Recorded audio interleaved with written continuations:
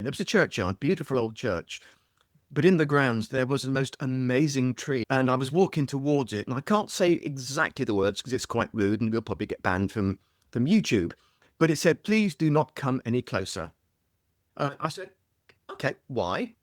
Because I've had people like you here before. They come up, they touch me, they don't ask permission. And I'm fed up with it. I'm the protector of the churchyard. So, if you go back out and ask permission, then I will allow you to come in, but do not touch me. So it's been an interesting path. I guess if I talk to Adrian, who is maybe 15 or 20 years old now, they'd probably say, what on earth are you talking about? I can imagine some listeners thinking, oh my gosh, like I always thought I was doing something really nice when I hugged a tree. I know. Now it's just a matter of asking permission. You have to be careful what you do read. There was one book that I bought years ago, and it was so dark. It was almost opening up its own portals in the house. And then you look at, okay, these beautiful standing stone circles, long burrows. I mean, these sacred sites are all over the landscape. And then we look here and we go, okay, where are ours? Why is that place so unique? Welcome to the Enchanted Earth Podcast, where you will hear stories of nature with the power to transform our lives. So listen in as my guest today shares one of their own. So welcome everybody to the Enchanted Earth Podcast. First, do you know that this podcast was inspired by my book, The Enchanted Earth? I'll have links below so you can get a copy of your own. So welcome everybody. Today we have with us Adrian Incledon-Weber. He's an esteemed dowser and house healer. He's an author of several books and past president of the British Society of Dowsers. For the past year, I've been participating in several online dowsing groups and was fascinated by what Adrian had to offer. I'm delighted to have him here today in the podcast because of his deep wisdom about the earth and our spiritual path. So welcome, Adrian. Thank you very much, Maureen, and it's an honor to be interviewed. Thank you. I am so grateful for your participation here, and I just had to reach into my bookshelf because I do have Enchanted Earth, which you wrote with Tim Walter, who's been on this podcast several times, and I'll put links to our discussion below. But I have to say that when I read this book, I was just really blown away by the depth of information. And this is many, many years ago that you wrote this book now, right? It's probably about 10 years ago, I guess now. Yes. Yeah. And how things change. They do. And I think that's the big thing, is really trying to keep up with those changes of the planet, because, every season it changes. And of course, as you move into a new century, it changes big time. And it's just really trying to keep up with what's going on. That's the fun part. Yes. I was going to say, that's I think it's like an adventure. It's like, what am I going to learn next? And I think dowsing is one of those paths that are meant to be you just kind of marinate in it. You need to sit in it. You need to experience different situations and learn and learn and learn. But in my own personal journey, I've been doing this for about 20 years in conjunction with feng shui. Yep. That's when I learned dowsing. And my gosh, what I do now is night and day to what I did when I first started incorporating dowsing into my practice. Would you say the same? Absolutely. It's like you've got to learn to walk before you can run a marathon. Not that I've ever run a marathon and probably never, ever could. But it is. But it brings in all of life's experiences. Because obviously the best thing, yes, it's fine getting dowsing rods moving or pendulum moving, but it's really trying to frame the right question. And I think that's what Tim and I put in Spirit and Earth book is, trying, not just ask the big question, but actually build up to it, get the foundation right, and just keep asking lots of questions, and you'll finally get to the finite answer. But don't give up. Yeah. And one of the things that has really fascinated me about this path is the fact that it kind of started out in 3D for me. Everything was very physical, very manifested, very real. And in the last few years, I would say things have become much more fluid and Unreal. Yeah. I guess the nice thing for me is it's I think we all, yes, we all like to raise our vibrational level. We all want to, well, not everybody wants to become spiritual, but what I love about dowsing and what I love about what we do is obviously the questions are framed in a very logical manner to then receive information from the universe in a very spiritual way. So I just find it's a fascinating concept. And even to this day, I've been dowsing since I was 7, many years ago. Yeah, many years ago. And it changes every year. You perhaps become a little wiser, although there's a lot of people in the world who say that I'm probably not. But you live, you learn everything that's happened in the past, whether it's good, bad, or indifferent, brings you all the information that you need today to collate some wonderful information about the planet, about the earth itself, the earth we walk on, our houses, the people we mix with. It's just such a lovely, wide-ranging topic. You never stop. Yes, yes. That's so much fun. So much fun. All right. So you opened the floodgates with the 7 years old learning how to douse. Can you share a little bit about your childhood in relation to the landscape? The childhood where I grew up, Dad was in the Air Force. So a lot of our landscape, obviously, for the first 13, 14 years of my life was living on RAF bases, which a lot of people would say it's probably not the best place to start dowsing. It's not a particularly spiritual place, but it was, I think it was one of my brother's comics, and I saw this advert for a metal detector or treasure detector. And of course, we were living in Cyprus in the Mediterranean at the time, and I got my pocket money together and sent my 2 and 6, which is so minimal, it's a few cents these days, over to England. And about a month later, a pair of dowsing rods turned up. I was kind of a bit crestfallen. I was hoping for, what children are like. I was hoping for a proper metal detector coming through, but these dowsing rods turned up, and Mum used to go and hide stuff, and I'd go and find them. And when we finally got back to England, and I didn't realise this until I got a friend of mine contacted me years later on Facebook to say, "Oh, do you remember you two taught us how to dowse when we lived in Suffolk?" And I was probably about 9 years old at the time. So I was actually teaching people or showing people how to use dowsing rods to go and find things. So I can't say that I did it all through my teenage years, because things like cars and jobs and girls and everything else, and probably drinking, came into it as well, somewhere along the line.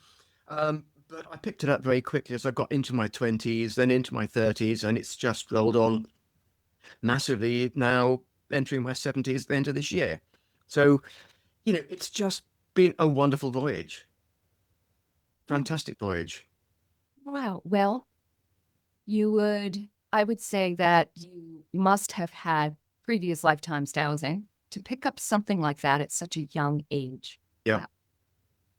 Wow.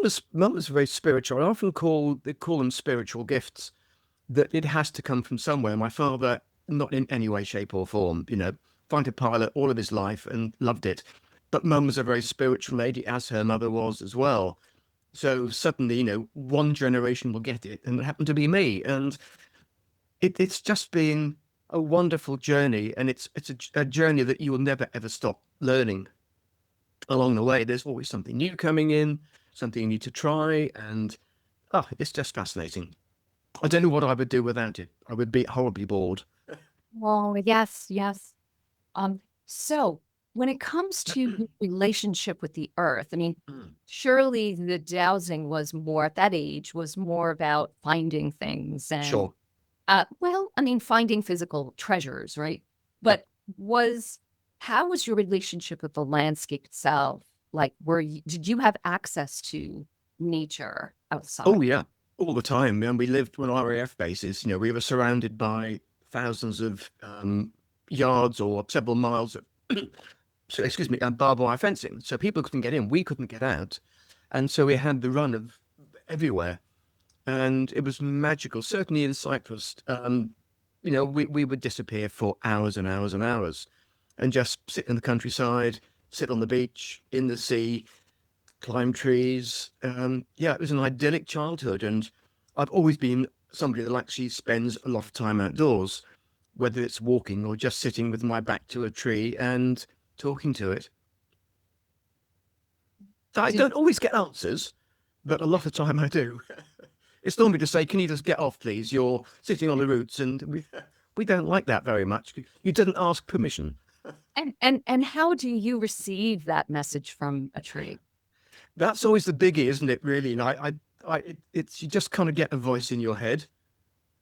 People will say, well, perhaps you're slightly psychotic, or perhaps you've been smoking something funny, But it's the more you can just sit there quietly and tune into nature, it's always talking to you. But because we normally have so much clutter in our heads, we've got to be somewhere at a certain time, or we've got to be back home to eat at a certain time.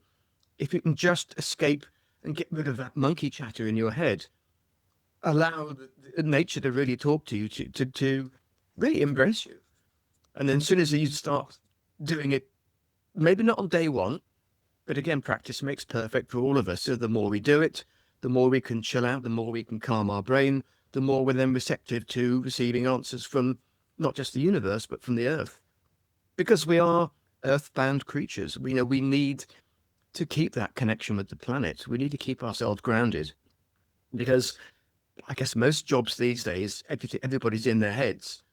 And, with technology, with AI and everything else, we're using the logical part of our brains, which is fine, but we just need to take that step back and just sit and take a bit of time for ourselves and just enjoy what Mother Nature or Mother Earth gives us. Well said. So I'm just going to ask about, you hear a voice. Do you actually hear a particular voice? Like, is it discernible gender-wise, tone-wise? Just curious. We all have different ways of... Yeah, I've never really thought about it. I remember I tuned into a cat once and got this amazing, it was a female cat, and this amazing sort of Cockney accent from this cat, which I've never ever had before. They've always been quite monotone and quite neutral. So that kind of surprised me. Wait, the British accent, though. Yeah, very much of a East End London. All right, mate, you all right? Hiya, darling. What are you doing? And it really was thinking, whoa, have I got the cat or have I got somebody else? But with trees, it's almost like a silent whisper that I get through. In the early days, I would dowse when I sit at the tree and say, is it okay? Have I got permission to sit and talk to you? And often I get the answer, no, I don't want to talk, but you can sit there quietly and just observe and feel the energies coming through. And then gradually, as you start asking more and more questions from this particular tree, they start, after being quite reluctant, and again, perhaps they don't trust you to begin with, you've kind of got to earn their respect. And once you do that, then the conversation becomes quite free-flowing.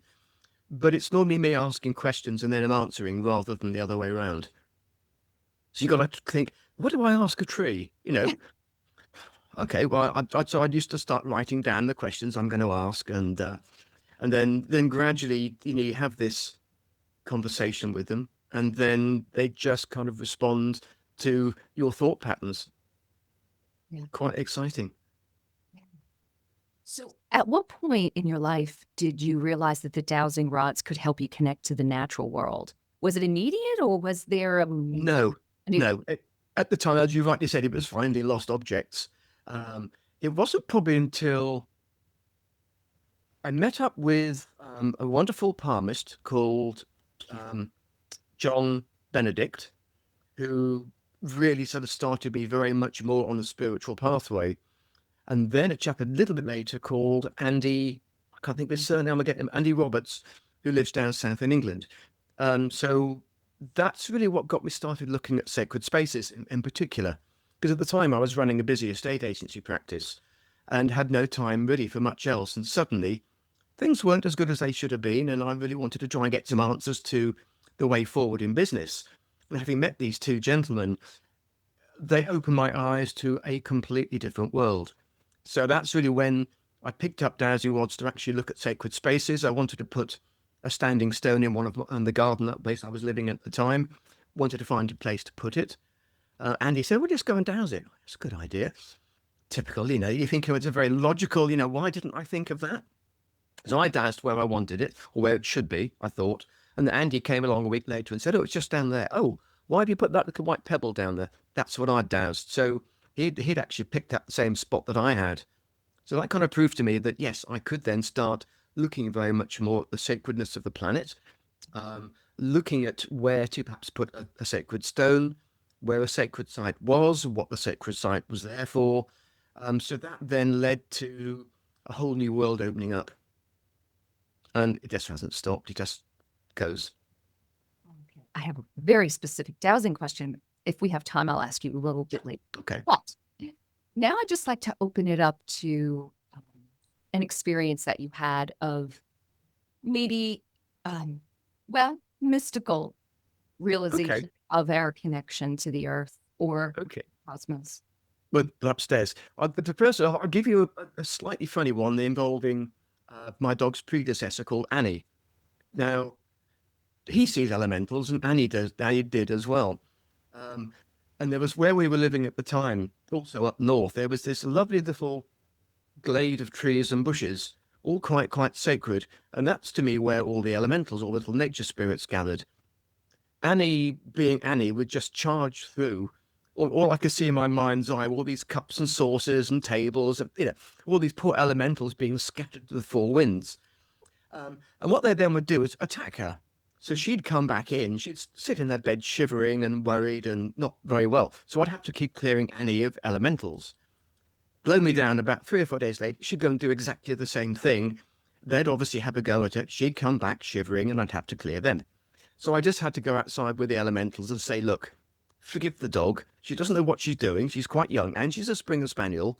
So, they're beautiful dogs, but they just can't quite get it into their mind sometimes that if they do that again, it's going to cause problems. So I explained it to them and it did calm down quite a lot. She didn't go in there quite so much. So we had a bit of a truce. So that was quite fun. But another one, just when I was dowsing, looking for a village hall, because I used to run the Earth Energies group for the British Society of Dowsers many years ago. And this gentleman had took me around various places, and I said, oh, can we stop here? There was a churchyard, beautiful old church. But in the grounds, there was the most amazing tree, and I still to this day don't know what type of tree it was. It was magnificent. And I looked at it, and I was walking towards it, and I can't say exactly the words because it's quite rude, and we'll probably get banned from YouTube. But it said, please do not come any closer. But it was a bit ruder than that. I said, okay, why? Because I've had people like you here before. They come up, they touch me, they don't ask permission, and I'm fed up with it. I'm the protector of the churchyard. So, if you go back out and ask permission, then I will allow you to come in, but do not touch me. Okay. And the chap next door to me go, what's going on? I said, I'm just talking to the tree. You're what? You're talking to the tree. Yeah. What's it saying? So I obviously repeated it to him. And almost as he looked at the tree, you could almost see the leaves starting to twitch to go, I don't need too much more attention focused on me, please. So I thanked the tree very much. We walked out and I've never been back. So it's those sort of introductions that you get that suddenly open your eyes to all sorts of other possibilities. And really, from a mystic point of view, it's really walking into places like Avebury, the stone circle there. I lived near Avebury for a number of years, where Tim and I first met. And just really walking in there and just picking up on the energies, and then starting to commune with the either the spirit of place or the guardian of the site, asking permission, and then sort of working on the mystical side with them to make sure that perhaps when other people have been to the stone circles, any old emotional junk they've left behind, we start to clear that to be able to help them and help other people when they walk in there. So it's been an interesting path. I guess if I talk to Adrian, who is maybe 15 or 20 years old now, they'd probably say, what on earth are you talking about? But, you move with the times, and I guess you just roll with the times and pick up what you can. Other messages will come through from upstairs, which you then work with. So, yeah, it's just fascinating, wonderful. What a story. And, I can imagine some listeners thinking, oh, I love nature. That's why they're listening to this podcast. Yep. And thinking, oh my gosh, I always thought I was doing something really nice when I hugged a tree. I know. Now yeah. it's like, oh, it's just a matter of asking permission Absolutely. And it is. But it's a bit like going up. If you and I had never met and I suddenly see you in the streets of London and come up and give you a big hug, you're going to go, whoa, hang on a minute. Who are you? And then a tree is going to, well, you perhaps not. We might look at it and go, hey, I'll go and buy you a cup of coffee somewhere. But with the tree, they are individuals. So I will always ask whether it's, if you've got a dowsing rod with you, or you can body douse, or you can use a pendulum and say, introduce yourself first and foremost. Hi, I'm Adrian. Do you mind if I come up and commune with you or come and sit on your roots? And if they say, yep, then you've got permission. If they say no, respect it and go on to the next tree, because you do get bad-tempered ones. It's a bit like, if you've ever seen, like Tolkien's books, you get the Ents, the ENTS trees in there, and, sometimes they can be pretty bad-tempered. They don't want to commune with you. And again, it depends on the time of year as well. It reminds me of the apple trees, I think, in The Wizard of Oz. That's true. Yes, exactly that. Yeah, I haven't thought about them for a long, long time. Yeah. So it's just easy to say, look, do I have your permission? But they can get a bit gnarly during springtime when, of course, the sap is rising. They're putting all their energies into producing leaves. Summertime is always quite good, but they're quite still. They've done all their growing. And then obviously, autumn time, they can be a little bit tetchy as the leaves fall off. But again, it's quite a nice time to go and talk to them as well. Beautiful.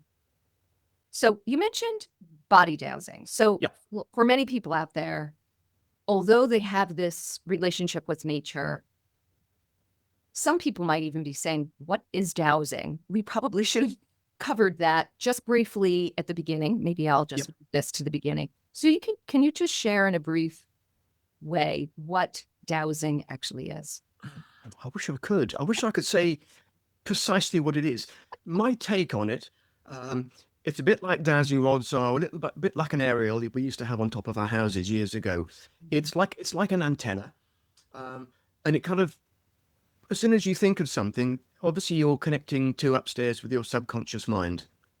So you're asking a question of the universe, and the way they will respond is through what they call an idea motor response, so that it will enter into your brain of some description, whether it's pineal glands, whatever. And that energy travels down through your arms, and your muscles will move basically like that, but imperceptibly. So something has to come down. It's to me, it's a very grounded way of us communicating with the powers that be. So they will send an information down, if you like, an electronic impulse down through your body to your muscles to make them move slightly, to actually make the dowsing rods move or the pendulum move. So that's the only way that I can kind of come to terms with it. Yes. And what is beautiful about it is it's visual. It's a physical response that you can read, right? Absolutely. Yes or no. Pretty much that's the basic questioning is yes or no questions. So for people that don't have dowsing rods or a pendulum, if they don't have that kind of practice, or even if they do, how does body dowsing, like, what would be your experience of that body dowsing? How do you do that? Okay, it's a simple one, and I think it's inherent in all of us. But I think it's something that we've lost over the years because, again, going to work, people have got so far away from the spiritual practices that perhaps our ancestors had. So for me, a lot of the dowsing response comes from the solar plexus.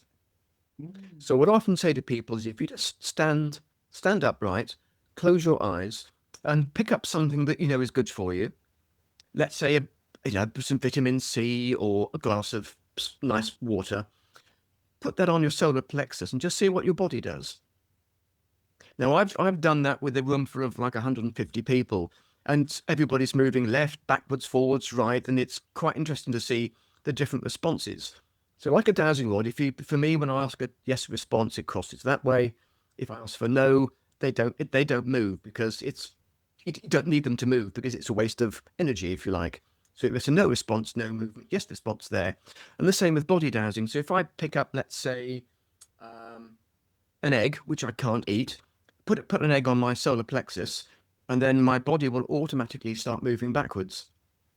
Some people will move to the left for yes, or to the right for yes. And then once you've got that, ask for your no response. So if you're ever in a supermarket or hypermarket and you've got a choice of carrots, you can. I've been told off. I've been thrown out of supermarkets over the years by picking up some carrots and putting them here. People say, "What are you doing?" Well, I'm dowsing carrots to see which are the best ones for me. And they go, "I think you're disturbing people." And I go, "Am I disturbing you?" No, no, no, you're fine. So the store manager will then sort of disappear off, tail between his legs, and I'll be showing them how to body douse carrots. Say, right, are the organic ones better for you than the other? Yes, they are. So just anything, just pick up anything you've got to say, is this okay for me? And see what your body does. And then when you're out and about, if you're a bit embarrassed about using dowsing rods, you can just ask the question and see what your body does. Right. And another way is some people use kinesiology. Yep. But, like the muscle testing, I haven't been able to master that. But like you just said, the going back and forth Yep. will definitely be my response. I don't usually go for a walk on a trail with my rods or my pendulum. Sure. If I want to do some dowsing, I will do just as you said. Yeah. Yeah. Not only does the practice of, dowsing is a way of connecting to nature. It is Absolutely. a way of opening up that portal to have conversation with nature beings, elementals. Yep. The management upstairs is what I don't know if you call that, but Yeah, Hamish does. I just call them either upstairs or the powers that be, or depending on what mood I'm in. Yeah.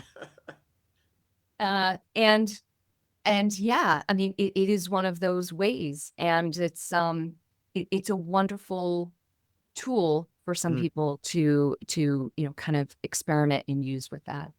So we are learning as we deepen our practice, but at the same time, the ground is shifting. Of course, absolutely. Yeah. So it's this, and it makes sense, right? We're on this spinning planet in a spinning universe, in a spinning rotation around our solar system. Nothing is ever still, and everything is in constant change and flux. But now I feel that we're going through such major evolutionary changes that there's just this big upwelling of energy that we can have easier access to, perhaps. What are your thoughts on that? I think for a lot of people, interesting enough, with this the moon mission that's been going on recently, has brought some massive changes. It's almost as though a lot of people who perhaps wouldn't give the moon the time of day, apart from going, "Oh yeah, it's a full moon tonight," or whatever, people have been focusing an awful lot more on the moon. My backs of my hairs have all, hairs have all stood on end. When you come up with a bit of information, you go, "Yeah, you're on the right track." So people have been focusing on that mission, focusing on the moon, and it's amazing how so many new energies have been focused on the planet. A lot of people have had headaches, quite a lot of headaches over the last couple of weeks.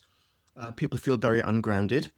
Some people have had some fairly big downloads going on as well. So we are so connected to the moon, but people just don't recognize it. And as soon as you start thinking about it, wow, things start to change once again. That's right. It's like where your attention grows. Yeah. And also 3-Eye Atlas. What are your thoughts about our interplanetary visitor? I'm still very open-minded about it. Now, the problem I always find with, let's call them sort of off-worlders, why would they ever want to come to Earth? But if they're a higher intelligence, why bother to come to a planet like Earth, which is still in its infancy? There's nothing for them to learn. And if they can travel through dimensions, they can see us from afar anyway, rather than having to visit. So I did look at it and go, is it real? Oh, I got a no. But then that was me asking the question about it rather than other people. So I think the jury's out on that one a wee bit. Yeah, I'm not convinced that it was, say, aliens, galactic beings in there, but consciousness. I think a very high vibration of consciousness. Some downloads I received on that. Okay. Through dreams. So yeah, Yep. and it's just pretty spectacular, as you were saying, people turning their attention to the moon with the Artemis mission, and then having this solar flare activity that we've been going through, Yes. the solar maximum. There's just a tremendous amount of light. Yeah, there is. But more people need to harness it. I think this, even if they just imagine this sort of beam of light entering their body, that's going to be enough.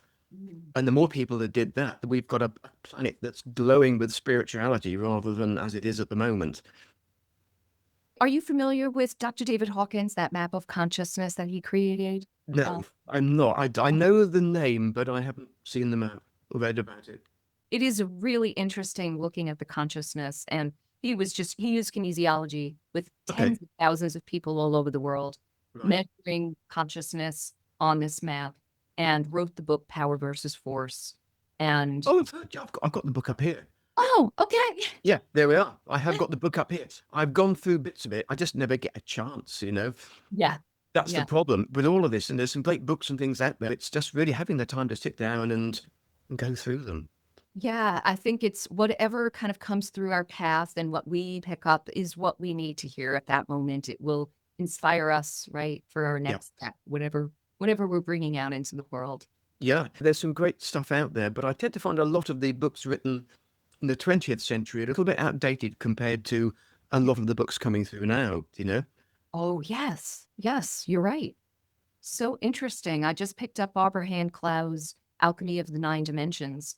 And it was written in the late 90s, but that particular book seems more like relevant now than back then. And maybe it is obviously because I've grown and I've expanded my consciousness to receive the information from it. But but mostly, I don't have an interest in reading something that was written last century. It's true. I know there's still some fun stuff out there, but you have to be careful what you do read. And there was one book that I bought years ago, and it was so dark, it was almost opening up its own portals in the house. Oh. Yeah. So that was, again, it's part of your education, isn't it? If you don't get some of the bad stuff coming through, you don't know how to advise other people how to deal with it. And this was a self-help book? Yep, it was. Whoa. Yeah, and I won't mention who it is, but it was, somebody said, well, just if you don't like it, just take it down to the local charity shop. I said, no, because if other people start reading it, I know how to close them. I was aware that they were opening, and some not nice stuff was coming through. If somebody else does it, they're not going to be able to realize what's going on, and they're going to live in a pretty dark place, a very dark house. Wow. I can douse it. I mean, the great thing about books, pick up a rod and say, should I buy this book? Now, with your book, of course. With my book, absolutely 100%. But it's always good to just to douse it, to say, is there any information in this book for me that I'm going to find beneficial? Right. So you have, of course, the Spirit and Earth, but you also have Heal Your Home and Heal Your Home too. Yes. Yeah. Right. So can you just share that a little bit with us? Yeah, the Heal Your Home one, I wanted to get out there. I wanted to write the book so people could actually help themselves. So the first bit is a bit about dowsing and a bit about healing, whatever else. But the main bit is how I found what I was going to be doing the healing on. So how I came about the question, quite a few case studies in there. And then right at the back, then there's a complete chapter on how to do the healing on each individual thing that you found, with all the questions in there. But as we said, a bit earlier on, that the way things have changed over the years, I think that had 29 questions in. Heal Your Home 2, I had to write because so much more had come through. And I think it was probably 50 to 53 questions in there. So it was an expanded edition, but very different to number one. But again, all the questions in there and a big healing section, how to protect yourself, how to ground yourself, how to help other people. So they're two, to me, self-help books, because I couldn't write them any other way. I've had books in the past when you know what's wrong in your house and you get to the end page and go, what do I do? So I'm going to live in this house that I know has got problems and I don't know how to do it. And I didn't want that to happen for other people. So they sell well. And then Tim and I got together we'd written copious notes for these 3 courses that we were going to teach, and we thought, well, just put them in a book. So obviously we had to chop and change them quite a lot. But I'm really pleased with it, really chuffed. And I've got my 4th book. I'm in the middle of writing my 4th book at the moment. Cool. Do you have a title for it yet? Or It's you a working share? title. Yeah, it's called The Healing Path of Humanity.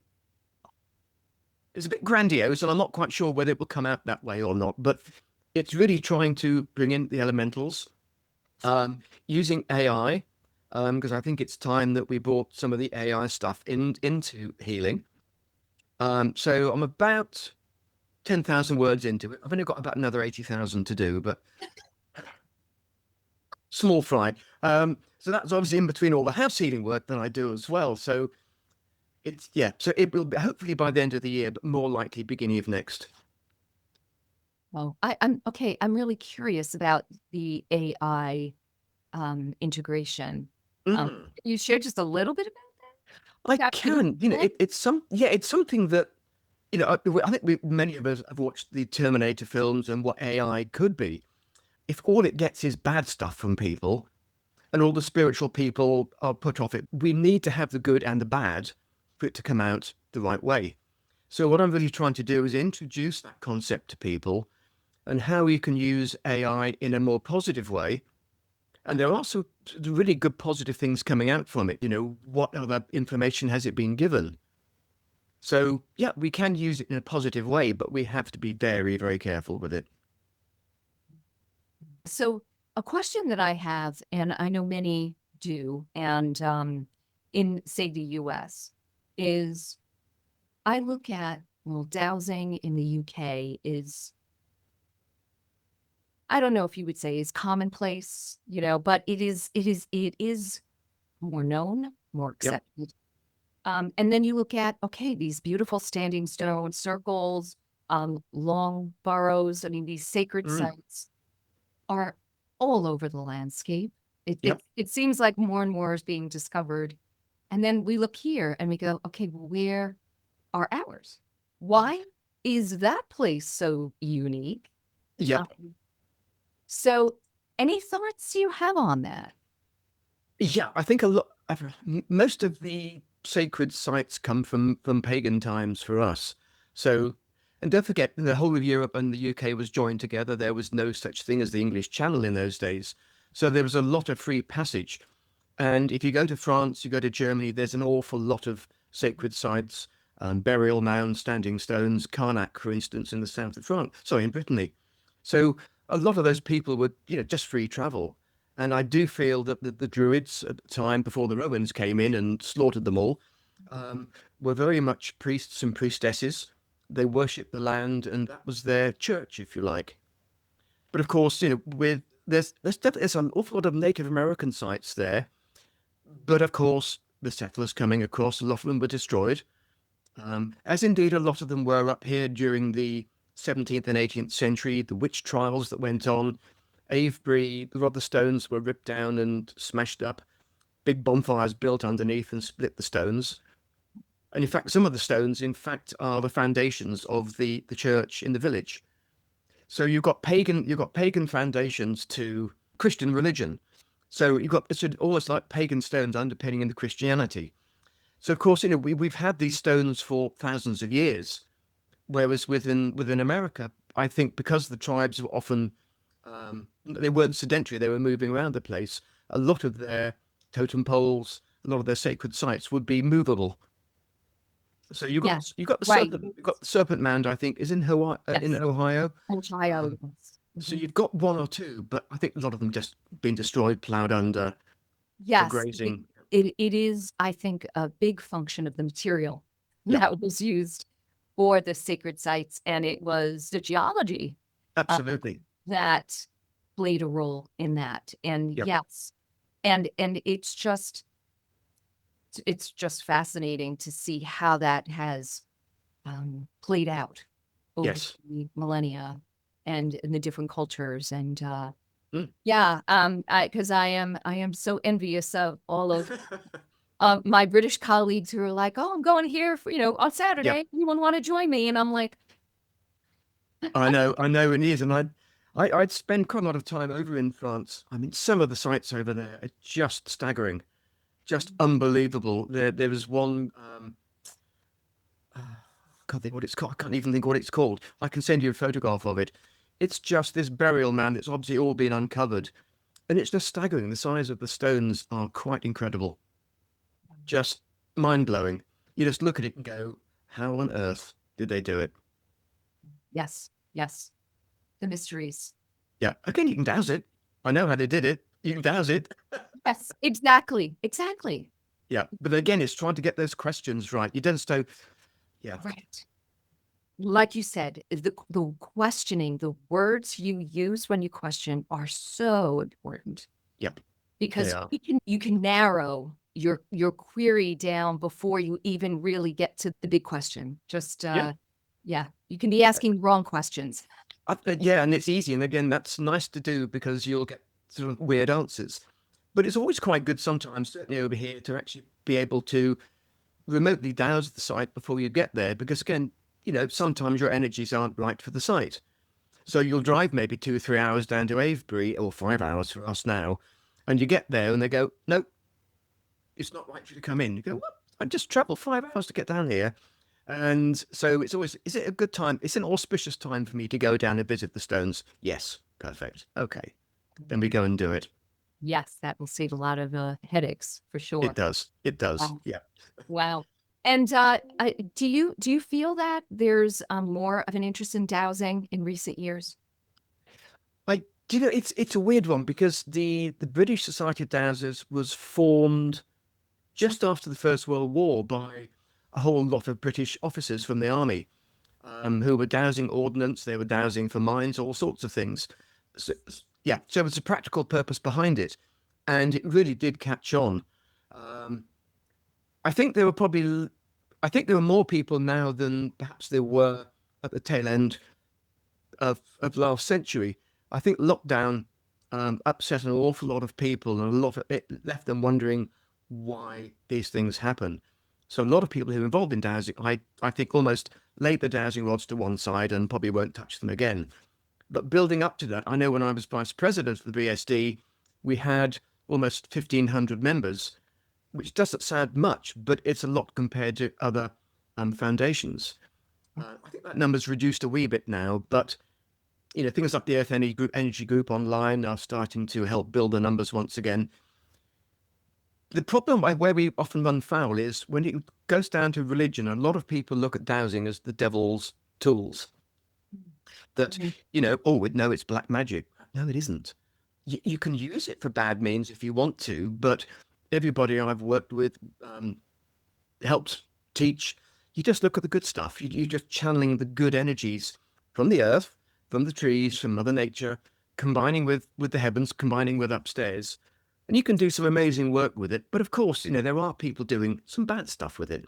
But that's the way of life, and that's happened since the beginning of time, I guess, and will always continue. Oh, yes. Yes, so true. Wonderful. I guess as we wrap up, are there any words you would like to share of wisdom or advice for people? Yeah. One of the most important things, I think, for people is make sure that they're fully protected when they do any form of healing or any form of dowsing. Now, that can even basically be in the shape of a bubble of white light around you, but make sure, and let me just go back on that. When I first started, people said, put the bubble of white light around yourself. And I say, well, what about if you've got any attachments? Or what about if you've got any sort of nasty energy stuck to you? Surely they're then stuck within the bubble of white light. Yes, they are. So what do I tend to use? And it's on my website. It's an ultrafine mesh net of light and love. So what you then do is pull that through your aura, through your physical body, asking that anything detrimental or inappropriate that are there to be cleared and taken into the universe. Then put a bubble of white light around yourself, and you can put mirrors on the outside, a bit like the old disco ball. The revolving. So, anything bad coming towards you just gets reflected, but it gets reflected with unconditional love. So that's the purest and simplest way of protecting yourself. There are other ways, and you'll find in both my Heal Your Home 1 book and Heal Your Home 2. Heal Your Home 2 goes into slightly more in-depth one, which is to help clearing yourself through the colours of the chakras and then cleansing the auric field as you go along. So just make sure you're protected, and that will help you stave off any sort of perhaps unwanted energy patterns that may be lurking around. Wonderful. Wonderful advice. Thank you. Thank you so much for joining us today, Adrian. It's been such It's a my pleasure. Good. well, and for all of you listeners, please, if this was interesting for you, please like, share, and comment. I will respond to your comments, and have an enchanted day, everybody. Thank you. Thank you for being a part of the Enchanted Earth podcast. Please hit the subscribe button so that you'll know when we publish another inspiring episode. Check out my book, The Enchanted Earth, available wherever online books are sold. Thank you and have a magical day.